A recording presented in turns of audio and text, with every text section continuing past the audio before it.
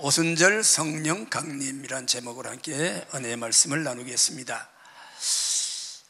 이스라엘 나라에는 구약 시대에 절기가 세 가지 대표적인 절기가 있었어요. 첫째는 유월절, 이스라엘 백성들이 민족적으로 애굽에서 탈출한 그때를 기념해서 그때 애굽에서 구원받을 때 어린 양의 피를 문술주에 발라서 죽음의 천사가 넘어가고 구원받은 그때를 기리는 그런 절기가 있고요. 그 다음에 이제 맥추절, 오순절이라고 하는 맥추절이 있습니다. 이때는 첫 곡식을 추수해서 하나님께 드리는, 곡식을 추수해드리는 감사의 절기. 우리도 이제 7월 첫 주에 맥추절을 지킵니다. 그리고 이제 보리 추수, 모든 곡식을 다 추수해서 가을에 창고에 드리고 하나님께 감사하는 수장절, 초막절은 그런 절기가 있어요. 이 절기의 의미는 예수 그리스도의 구속을 의미하는 그런 의미가 있습니다. 여기 오늘 1절 말씀을 보니까 오순절 날이 이미 이름에, 그래 구약 시대 절기를 지키는 때입니다. 그때에 하나님의 성령께서 기도하는 간구하는 그 무리들 가운데 모인 무리 가운데 성령이 임하셨어요. 강림하셨는데 급하고 강한 바람같이 불의 혀같이 갈라지는 것이 각 사람에게 임하였다. 오늘 여러분 성령이 임재하시면 각 사람에게 임하는 줄 믿으시길 바랍니다. 성령님 어디 계시냐? 건물 안에 계시는 게 아니고 성령이 어떤 특정 지역에만 계시는 게 아니에요. 물론 이제 지역을 통해서 성령의 역사가 나타나기도 하지만 첫째로 성령의 관심사, 성령 임하시는 장소는 우리의 심령입니다. 이건 놀라운 일이에요. 왜 그런가 하면 하나님의 영이 구약시대도 역사하셨어요. 그때는 특정한 사람에게 특정한 일을 위하여 역사하시고 그 일이 끝나면 성령이 떠나셨어요. 사람과 같이 하지 않으셨어요. 그런데 이 신약시대 예수 그리스도께서 구속의 십자가의 보혈로 우리를 구원하시고 부활하시고 성천하신 이후에는 성령이 오셔서 우리 안에 계신다는 거예요. 너희 몸이 하나님의 성령이 거하시는 전인 줄 알면, 전이란 말은 집이라는 뜻이거든요. 신적인 존재가 거하는 그 집을 전이라고 그러잖아요. 우리 몸이 하나님의 성령이 거하시는 집이다. 우리 마음, 우리 영혼 속에 성령이 오셔서 우리 함께 계신다는 뜻입니다. 우리 연약하고 죄짓기 쉽고 유혹받기 쉽고 어려운 시험 견디지 못하여 불평하고 원망한 우리에게 성령이 와서 하나님이 내 마음에 내 영혼에 와서 함께 계신다. 이건 우리가 상상할 수 없는 놀라운 축복이에요. 예수님이 이 땅에 오신 것도 여러분 생각해보세요. 성탄절이 탄생하셨잖아요. 이 죄악 세상 가운데에 하나님이신 예수님 성자 하나님이 인간의 몸을 입으시고 하나님의 아들로 이 땅에 오셨어요. 그 몸으로 33년 사시면서 온갖 고난 고초 다 겪으시고 우리의 죄를 짊어지시고 죄 없으신 그분이 우리의 죄, 내 죄를 대신하여 십자가에 피 흘려 죽으셨다는 거예요. 그 피를 믿는 자, 그 피 흘림이 나 때문인 것을 믿는 자는 원죄와 자범죄 모든 죄를 용서받고 하나님 나라 천국의 주인공 영생을 얻는 하나님의 자녀가 된다. 얼마나 놀라운 일입니까? 우리는 성탄절에 막 기쁘다 구주 오셨는데 막 찬양하고 막 우리 성탄절 지키잖아요. 그와 같이 오늘 우리는 이 성령이 오신 날을, 성령이 오셨네 기뻐하고 즐거워하고 하나님 영광 돌린 귀한 절기인 것입니다. 오늘 아무쪼록 이 예배에 참석한 저와 여러분에게도 오순절 마가다락방 120문대에게만 성령이 불같이 바람같이 임한 역사가 여러분의 심령에 나타나게 되시길 축원합니다. 성령의 불이 떨어져야 되는 거예요. 자, 그때 당시 예수님 당시에 그때 사정을 보면 예수님이 십자가에 죽으셨잖아요. 그래서 제자들이 12제자 중에 한 사람은 예수님 팔아먹고 배반하고 도망가 버렸어요. 가룟 유다가. 그런데 마음에 후회가 돼가지고 내가 잘못했다고 후회됐으면 회개하고 돌이켜 새 사람 돼야 되는데 그냥 자책하다가 자기가 그냥 자기 목을 매달아 죽고 말았어요. 그러니까 여러분 제발 좀 잘못하는 일 있고 부족한 일이 있어도 자기를 너무너무 자책하고 절망에 빠지지 말고 돌아와서 잘못했어요. 그러면 용서받는 거예요. 근데 11제자가 남았잖아요. 그 11제자가 예수님이 잡혀가니까 다 도망가 버렸어요. 언제나 뭐 주를 위해 죽겠습니다. 내가 앞장서겠습니다. 요즘도 보면 손에 장지진 사람들이 많아. 내가 예수님 배반하면 장지진다는 거예요. 내가 주일 안 지키면 그게 맹세예요. 맹세가 다 인간의 맹세는 헛맹세예요. 그래도 지키려고 애를 쓰는 건 귀한 것이지요. 검은 머리가 팥뿌리가 되도록 한번 다 손들고 예하고 서약하고 결혼하잖아. 그런데 그 결혼이 깨어지는 결혼이 얼마나 많아요. 얼마나 많아요. 그래서 여러분 이와 같이 인생은 연약한 거예요. 그때 정말 주님을 따라서 생명바죠 주님을 섬기시고 마음이 있었어요? 없는 게 아니에요.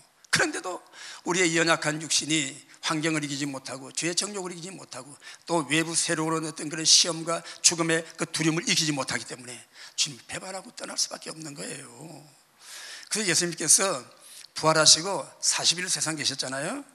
세상 계시면서 제자들이 다 도망간 제자를 하나하나 불러 모아가지고 봐라 내가 이렇게 부활했다 다 보여주시고 도마라는 제자는 예수님 보고 믿는다 그러니까 또 찾아오셔가지고 여봐라 손가락 봐라 여기다 넣어보고 믿어라 믿는 자가 되라 그랬어요. 그런데 나를 보고 믿는 자보다 안 보고 보지 못하고 믿는 자가 더 복이 있다고 말씀하셨어요. 오늘 저와 여러분이 12제자보다 더 복이 있는 줄 믿으시길 바랍니다. 그러니까 예수님 어떻게든지 너 왜 그렇게 못 믿냐 너는 너 같은 건 필요 없다 그러지 않으시는 거예요. 어떻게든지 믿게 하시려고 여러분의 삶 속에서 여러분의 모든 어려움 속에서 여러분이 깨달을 수 있도록 나타나시고 보여주신 줄 믿으시길 바랍니다. 그래서 제자들이 예수님이 이제 성천할 날이 됐어요. 그러니까 제자들이 많이 모였어요. 성경에 보면은 500여 형제에게 일시에 나타나실 때 그때가 바로 예수님이 성천할 때예요. 500여 형제가 보는 건데 예수님이 하늘로 들리고 올라갑니다. 구름 타고 올라갑니다. 그때 천사들이 옆에서 갈릴리 사람들아 너희가 하늘로 올리시는 예수님을 보느냐 그분이 구름 타고 다시 오시리라. 그렇게 할 때 예수님이 제자들에게 당부하셨어요. 내가 하늘로 성천하더라도 내가 떠나더라도 너희는 예루살렘을 떠나지 말라. 그리고 아버지 약속하시기를 기다려라. 그러면 요한은 물로 세례를 베풀었지만 너희가 몇 날이 못 되어 하늘로부터 성령의 세례를 받으리라고 그랬습니다. 세례란 말은 부어주신다는 뜻이에요. 성령 세례를 받고 성령의 충만함을 받을 것이다. 그래서 그 중에 120명이 모여서 열심히 기도하는 거예요. 그날을 기다리는 거예요. 우리가 여러분도 기도 많이 하잖아요. 하는데 기도의 결정적인 기도의 핵심은 뭐냐? 기다림입니다. 기다림이에요. 기다림. 그분을 사모하고 그분의 약속 믿고 기다리면 반드시 주님 응답하시는 거예요. 그럼 기도는 언제까지 해야 돼요? 응답이 올 때까지 해야 되는 거예요. 문제가 해결될 때까지 기도해야 되는 것입니다. 우리의 인생을 살아가는 동안에 문제가 없는 때가 있어요? 없어요? 없어요.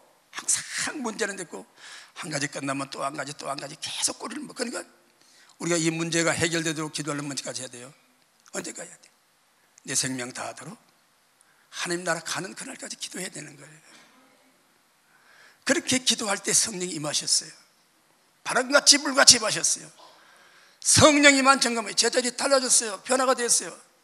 그렇게 예수님을 잡아 죽인 그 이스라엘 그 사람들 대제사장들 무서워서 길에도 못 나가던 사람들이 다 한 대 한번 없고 길이 나고 외치는 거예요. 당신들이 십자가에 못 박아 죽인 예수가 하나님의 아들이요 그분이 구세주요 그분은 죽으시고 부활하셨다 막 증거했습니다. 그때 사람들이 가슴이 찔려 우리가 어찌할꼬 회개하고 돌아와 모이기 시작했어요. 그게 바로 오늘 이 신약의 교회인 것입니다. 자, 성령님의 강림하신 이 오순절 성령 강림의 역사는 첫째로 하나님의 약속을 따라 이루어진 일이에요. 하나님께서 무슨 일을 행하실 때 그냥 행하지 않습니다. 반드시 약속하시고 예고하시고 징조를 보여주시고 경고하시고 하나님이 일하시는 거예요. 여러분이 세계적으로 역사적으로도 마찬가지지만 우리 개인에게도 마찬가지예요. 하나님이 저와 여러분이 무슨 일을 하실 때 하나님께서 우리에게 말씀하시는 거예요. 성령으로 감동하시는 거예요. 깨우치시는 거예요. 하나님 우리에게 복을 주시기 위하여 돌아오라고 하십니다. 우리가 어떤 문제를 주셔서 문제 때문에 씨름하게 하십니다. 그러잖아요. 왜 하필이면 내가 이런 고난을 당합니까? 내가 하나님 믿고 살겠는데 왜 이런 일이 생겼습니까? 그럴 때 있어요. 저도 그런 걸 많이 겪었거든요. 그때는 왜 그러실까요? 이유는 한 가지, 기도하게 하시려. 기도하면 성령 하나님이 오셔서 내게 힘이 되시고 능력이 되시고 소망이 되시고 기쁨이 되시고 하늘의 지혜가 되시고 능력이 되셔서 그 문제를 이겨나갈 수 있는 힘을 주시는 거예요. 그런 일이 반복되면서 믿음이 더 커지게 되고 하늘의 비전이 열리게 되고 하나님의 뜻이 깨달아지게 되고 인생의 문제가 확 열리는 거예요. 그런 사람을 하나님이 쓰시는 거예요. 그래서 여러분 신앙생활하다 어려움이 있고 고통이 있고 아픔이 있을 때는 하나님이 나를 더 가까이 부르시는 거는 신호로 믿으시길 바랍니다. 이 120문도는 그렇게 말씀을 들었어요. 그래서 약속의 말씀을 따라 모여서 기도합니다. 열심히 기도하는데 열흘째 될 때에 오순절이 임하여 오순절에는 많은 외국에서 이제 유대인들, 또 유대교에 입교한 이방인들도 절기를 지키러 이제 예루살렘에 모이는 거예요. 그때에 하나님의 성령이 바람같이 불같이 그들의 머리 위에 각 사람이 임해 있습니다. 그 이들이 성령의 충만을 받고 다른 방언으로, 방언 말이 다르다고 말이에요. 이전에 내가 하던 말이 아니에요. 성령을 받는 내 입에서 내가 알지 못하는 말이 나오는 거예요. 그걸 방언이라고 그럽니다. 그 여기 이제 세 번역은 언어라고 번역을 해놨는데 다른 언어로, 이 성령이 주시는 언어예요. 말이에요. 그래서 이 제자들이 성령을 받고 막 자기들이 신앙을 고백하고 회개하고 막 하나님이 오신 것을 기뻐하고 찬양하고 막 그랬어요. 그래서 그들이 길가에 나가가지고 막 예수를 전거합니다. 예수님을 전거하고 복음을 전파하는 거예요. 그러니까 그들이 하는 말을 외국에서 온 이 유대 히브리 말을 모르는 사람들 듣고도 이 귀에 들리는 거예요. 언어의 기적이 나타난 것입니다. 이런 놀라운 역사가 일어났어요. 여러분, 예수님이 부활하시고 그 부활 그 저녁에 나타나셨잖아요. 제자 있는 곳에 나타나셨어요. 나타나서 너에게 평강이 있을지어다. 깜짝 놀랐죠, 제자들은. 주님은 분명히 십자가에 죽으셨는데 자기들은 누가 찾아올 거 두려워서 문을 꼭꼭 닫고 꼭꼭 잠그고 있는데 문이 열리는 소리도 없고 노크 소리도 없는데 주님이 그냥 들어와 계신 거예요. 이 부활의 몸입니다. 부활의 몸 우리 몸과 달라요. 기적의 몸이에요. 슈퍼맨과 같아요. 슈퍼맨보다 더하죠. 하늘에도 올라가시고 땅속에도 내려가시고 지옥에도 갔다가 천국에 갔다가 얼마든지 자유로운 몸이에요. 오늘 우리도 이런 부활의 몸을 입게 될 줄 믿으시기 바랍니다. 우리가 이 몸 때문에 부자유한 게 얼마나 많아요. 먹어야지요, 입어야지요, 자야지요, 볼 것 많지, 갈 것 많지, 할 것 많지. 여러분 인생이 제일 고민되지만 고통이 얼마나 많아요. 그런데 우리가 이 몸이 변화되어서 부활의 몸이 되고 자유를 얻는다면 그 주님이 그렇게 나타내 보여주시는 거예요. 그때 도마라운 제자가 없었어요. 예수님이 가시고 난 후에 제자들이 도마가 왔을 때 주님이 왔다 가셨다니까 그런 일이 있냐? 죽은 사람이 어떻게 살았냐? 거짓말 시키지 말라고 그랬어요. 나는 주님의 손가락 여기 목자국에 손을 넣어보고 옆구리 만져봐야 나는 믿겠다. 그런데 그 말씀을 예수님이 들으셨어요. 8일이 지난 후에 예수님이 다시 오셨어요. 그때는 왜 오셨지요? 도마 한 사람 찾으러 오신 거예요. 너는 내 손바닥을 보고 만져보고 옆구리를 만져보고 믿는 자가 되라. 왜? 못 믿으면 천국 못 가고 못 믿으면 주님 따라갈 수 없어요. 못 믿으면 기도도 할 수 없어요. 믿으시기를 바랍니다. 주님은 지금 우리에게 영으로 오신 거예요. 제가 왜 이 말을 하는 거면 부활하신 예수님이 그 제자들에게 생전에 돌아가시기 전에 십자가 지시기 전에 분명히 말씀했어요. 성경에 기록된 3번이나 나와 있어요. 3번이나 인자가 죄인들의 손에 팔려 십자가에 죽을 것이다. 3일 만에 다시 살아나야 하리라. 인자가 죄인들의 손에 팔려 죽을 때 3일 만에 다시 살아나리라. 인자가 죽음을 당하나 피 흘려 죽으나 다시 산다고 3번이나 말씀하셨어요. 근데요, 이 사람들의 마음은 부정적인 마음이 있어요. 왜? 주님이 죽으신다는 말은 기억에 남는데 다시 산다는 말은 잊어버렸거든요. 주님이 분명히 말씀하셨는데 부활의 주님이 나타나니까 깜짝 놀라는 거예요. 왜 놀라요? 그 말을 안 믿으니까 놀라는 거지. 믿으시길 바랍니다. 말씀을 믿어야 돼요. 그래서 보고 믿는 자보다 안 보고 말씀을 듣고 믿는 자가 복이 있다고 그랬어요. 이 성령의 역사도 마찬가지예요. 이 말씀을 듣고 이 시간에 믿을 때, 믿어질 때, 믿음으로 환영할 때, 모셔드릴 때, 내 마음을 열 때 주님이 여러분에게 오시는 거예요. 여러분의 마음을 만지시고 깨우치시고 열어주시는 것입니다. 그동안 주님을 믿지 못하고 내가 내 마음대로 살는 거 회개하게 만드시고 하나님 은혜 주시고 하나님의 큰 사랑을 깨닫게 하시고 나를 향한 하나님의 뜻이 열리기 시작하는 거예요. 그래야 우리가 믿음으로 바로 살 수 있는 거예요. 우리의 신앙은 종교생활 아니에요. 학교 다닐 때 그런 거 많으잖아요. 가정 신상조사할 때 종교 그러면 거기다가 기독교, 그전에는 뭐 무교라고 잘 써요. 무교. 왜? 아무 종교도 싫다. 무교 그랬었는데 기독교. 여러분 종교 안에 거기다가 기독교 쓰기 위해 교회 다니는 게 아니라 그 말입니다. 그게 신앙이 아니라 그 말이에요. 하나님은 지금도 살아계시고 죽으시고 부활하신 주님은 성령으로 우리와 함께 계시는 것입니다. 부활하신 주님께서 하늘로 올라가셔서 하늘 보좌 우편에 계시는 거예요. 여러분 우리 교회 나오시는 여러분 예수님 한번 보고 싶죠? 제자들 같이 좀 찾아오셔서 손바닥 만져보라 그러면 얼마나 좋겠어요. 근데 예수님 요새 무지하게 바쁘시거든요. 다 다 찾아가실 수가 없어요. 그 대신 교회를 세우시고 주의 종들을 세우시고 전도자를 보내 말씀을 전하게 하시는 거예요. 믿음은 들음에서 나며 그랬어요. 여러분, 이 말씀을 마음으로 믿고 마음으로 받아들이며 성령이 여러분 마음속에 믿음을 주신 줄 믿으시길 바랍니다. 할렐루야. 오늘 이 시대에 그래요. 참 영적으로 혼란한 시대입니다. 뭐 정신세계가 혼란하고 나라 민족 뭐 정치 경제 뭐 지금 얼마나 극도로 혼란한지 몰라요. 제가 뭐 사회 현상을 말하는 게 아니에요. 우리 영적인 현상이 영적인 현상. 왜 우리는 영향을 받잖아요. 몸을 가지고 세상 속에 살기 때문에 거기서 믿음을 지켜야 되는 거예요. 그런데 이 믿음은 내가 결심한다고 지키는 게 아니에요. 베드로가 예수님 돌아가시면 뭐라고 하는지 알아요?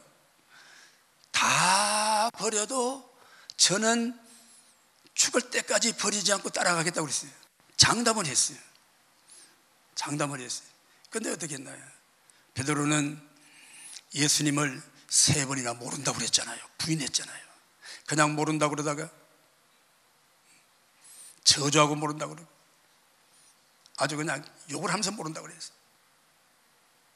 그런데 그런 베드로가 성령을 받고 나니까 예수님 위해서 생명 바치고 예수님 위해서 십자가에 거꾸로 죽는 순교자가 되고 예수님의 증인이 됐어요. 오늘 여러분, 우리의 믿음의 삶에 왜 능력이 없나요? 왜 잘 믿어보고 싶은데, 정말 나도 기도하고 싶은데, 나 정말 응답받고 싶은데 왜 그게 안 됩니까? 그분이 오셔야 되는 거예요. 예수님 제자들에게 말씀하셨어요. 제자들에게 십자가 지시기 전에 내가 이런 말을 너에게 많이 가르치고 보여서 말씀을 많이 하시고 그런데 너희가 지금은 감당하지 못한다. 그러나 그가 오시면, 그가 누구예요? 성령이 오시면 우리 안에서 성령님이 우리를 가르쳐 주시고 성령님이 깨우쳐 주시고, 그런데 문제는 뭐냐 하면 적은 깨달음도 크게 받고 순종해야 되는 거예요. 순종해야 주님이 우리 안에서 기쁘게 역사하시는 것입니다. 인생의 문제, 여러분, 우리가 병들고 어렵고 힘들고 더구나 인간적인 관계의 문제, 남편과 아내의 문제, 부모와 자녀의 문제, 이 갈등을 어떻게 합니까, 여러분? 이 시대에 이 참 이게 간격이 너무너무 큽니다. 지금 어디 어려운 일도 생기고 교회 내 어려운 일도 생기고 그러는데 그 시각의 차가 달라요. 옛날에는 매로 막 때리잖아요. 그래도 아이들이 순복합니다. 왜? 바라보는 비전이 같았어요. 부모님 말씀을 수긍하고 받아들였어요. 그리고 지금은요, 몇 때려봐요? 멱살 잡고 흔들다가 그냥 집어던지고 도망가 버립니다. 그런 시대가 됐어요. 참 무서운 시대예요. 그러니까 우리 힘으로 할 수 없는 거예요. 능으로 할 수 없는 거예요. 오늘날 교회도 마찬가지입니다. 여러분, 하나님의 말씀을 받으시기를 축원합니다. 성령님을 사모하시기를 축원합니다. 할렐루야. 그런데 성령의 역사는 우리 몸속에, 우리 생활과 삶 속에 역사하시기 때문에 우리의 믿음의 삶에 기쁜 마음 가지고 순종해야 되는 거예요. 교회 내에서 우리가 화목을 이루고 화평해야 되는 거예요.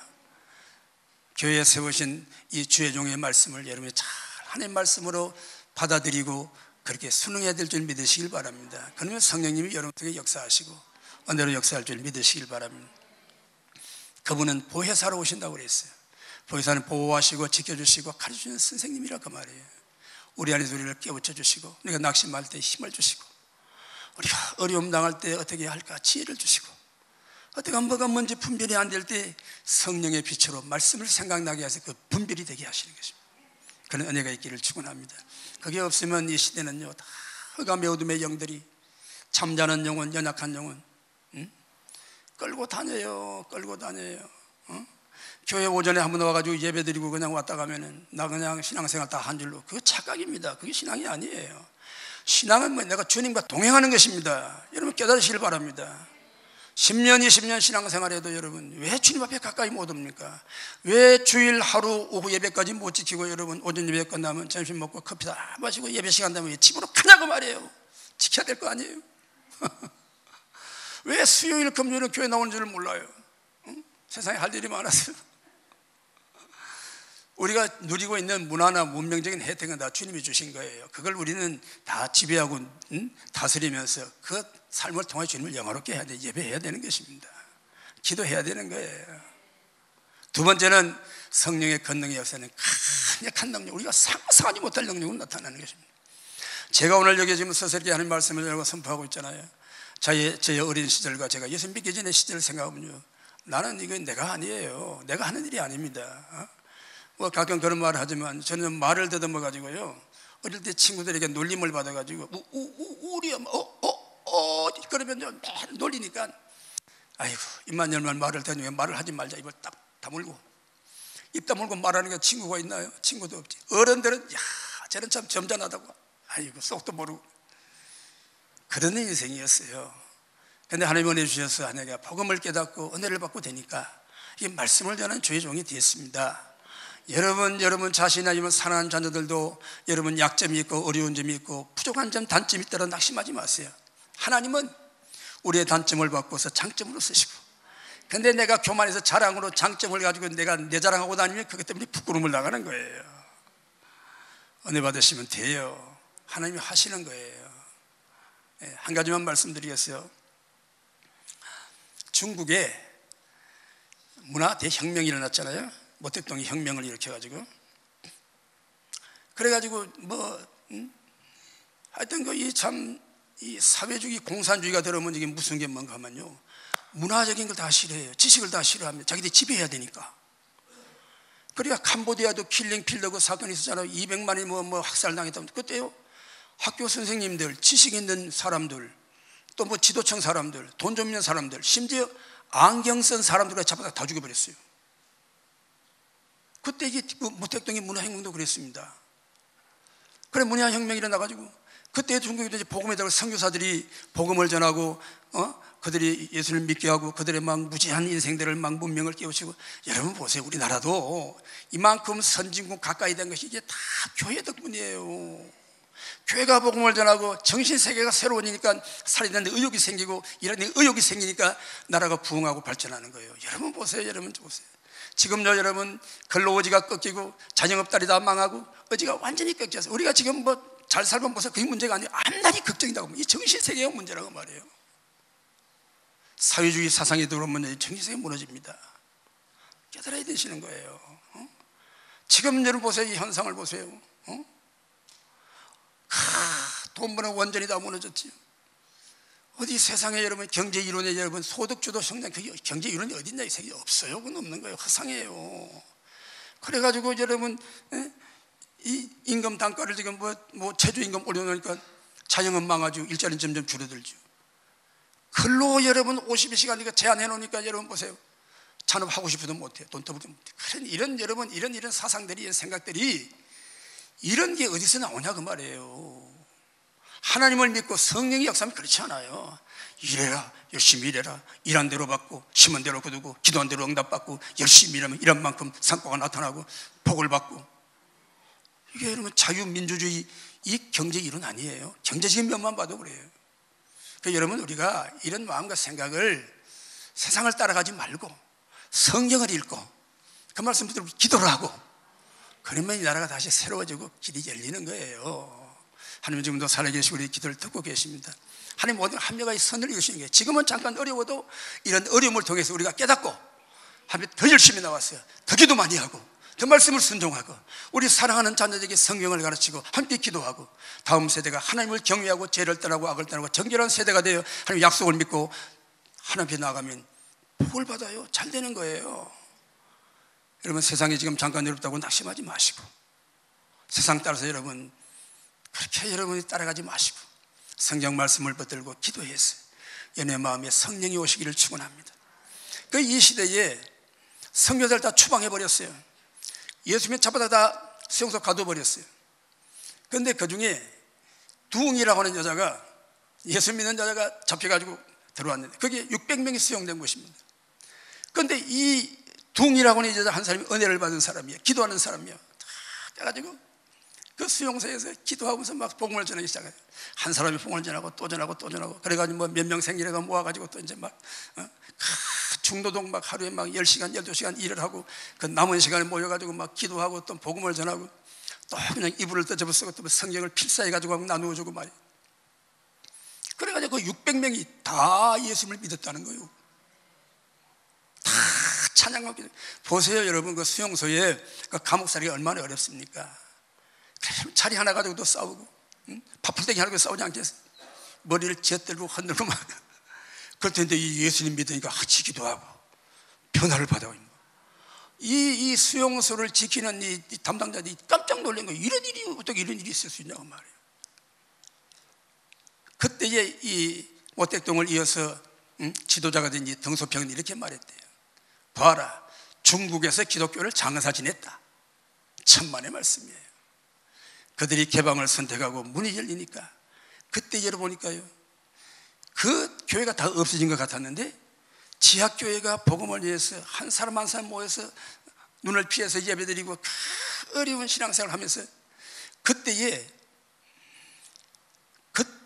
그 기독교인 중국의 수가 5천만 내지 1억이 생겼다는 거예요. 잘 해보십시오. 교회를 문을 닫게 할 수 있어요. 선교사를 추방할 수도 있어요. 성도를 비방하고 감옥에 갈 수 있어요. 그러나 복음은 멈추지 않습니다. 하나님은 살아계시고 성령님은 역사하시는 것입니다. 오늘 시도 마찬가지예요. 오늘 저와 여러분의 마음속에 성령의 가슴에 불타는 열정과 하늘의 소망과 기쁨을 가지고 하나님을 알지 못하고 죽어진 영혼들, 하나님을 따라서 허탄한 길을 가면서 고생하는 영혼들, 우리는 이 복음을 전하고 성령 세례 안으로 기도하는 자리로 다 함께 모여지기를 축원합니다. 여러분도 이 위대한 하나님의 역사에, 이 역사 속에 참여하는 여러분 되시기를 축원합니다. 그래도 우리 교회는 성령의 역사를 사모하고 다 모이면 부러지고 기도하고 합심하는 그런 교회입니다. 여러분도 이 성령의 영광로 속으로 들어오셨어요. 내 모든 죄와 근심과 염려와 불안과 두려움과 옛사람의 정과 욕심의 매연 것들을 다 해결하고 주님 주시는 자유와 기쁨을 누리고 승리하시기를 축원합니다. 내가 주님과 동행하며 기도하고 응답받고 하나님 내 삶을 인도하시는 섬시하신 하나님의 사랑을 받았어. 그 사랑을 함께 나누고 전거하면 더 풍성해지는 거예요. 우리 가족이나 자녀들이나 소망이 없이 기쁨이 없이 비전이 없는 그 영혼들, 제일 불쌍한 영혼 아니에요. 우리는 하늘의 비전을 바라보고 하나님의 약속의 말씀을 믿고 이 땅이 선교의 나라, 복음의 나라 되도록 이 복음을 땅끝까지 전하는 이 사명을 가지고 승리하는 여러분 되시기를 축원합니다. 그렇습니다. 기도할 때 성령님은 역사하시는 거예요. 우리의 기도가 없으면 우리는 알맹이가 없는 거예요. 우리가 여러분 70대 80대 이만큼 못 살 때에도 기도 많이 했거든요. 그때는 교회가 흥황하고 그때는 교회들이 세워지고 그때는 기도 응답도 많이 받고 살인 하나님을 전가하고 그랬어요. 그런데 여러분 물질이 풍요해지고 문명이 발달하니까 그거 따라가다가 이 믿음의 끈을 놓쳐버린 거예요. 이거 다시 붙잡아야 되는 거예요. 이런 어려움을 보여주는 게 기도하라고 그러시는 거예요. 왜 그때는 그렇게 성령이 강하게 역사하셨냐고요. 지금 이 시대 우리는 안 살아. 기도예요. 기도. 관건은 기도예요. 키는 기도예요. 기도합시다. 성령님은 기도의 영이에요. 내가 미처 기도하지 못할 때도 성령님은 여러분에서 탄식으로 기도하고 계신다는 사실을, 내 마음이 탄식이 올 때, 아이고 내가 주일 잘 지켜야 되는데, 나도 기도해야 되는데, 받은 은혜가 있잖아요. 하나님 부르심이 있잖아요. 오늘 이 자리에 오신 여러분 다 성령님이 감동하셔 이 자리에 오신 거예요. 그걸 여러분이 무시하지 마시고 소홀히 여기지 마시고 강하게 붙들고 나의 삶의 중심에 두시고 가장 귀히 여기시고 사랑하시고 의지하시고 기도하시고, 그래야 다 이 하나님이 우리를 살려서 세계 열방을 구원하고 통일 대한민국 복음의 나라 영광 쓰시기 위한 그런 그릇으로 여러분을 쓰시기 위해서 부르셨어요. 소망 가운데에 그 대열에, 기도하는 대열에 여러분이 함께 하시기를 축원합니다. 그래서 우리 교회는 그래요, 이 성령의 역사하심을 믿고 또 성령님 역사를 따라서 정말 우리도 사도행전 1장 8절 말씀같이 오직 성령이 너에게 임하시면 너희가 권능을 받고 예루살렘과 온 유대와 사마리아와 땅끝까지 이르러 내 증인이 되리라 하신 그 주님의 말씀을 꼭 붙드시기를 축원합니다.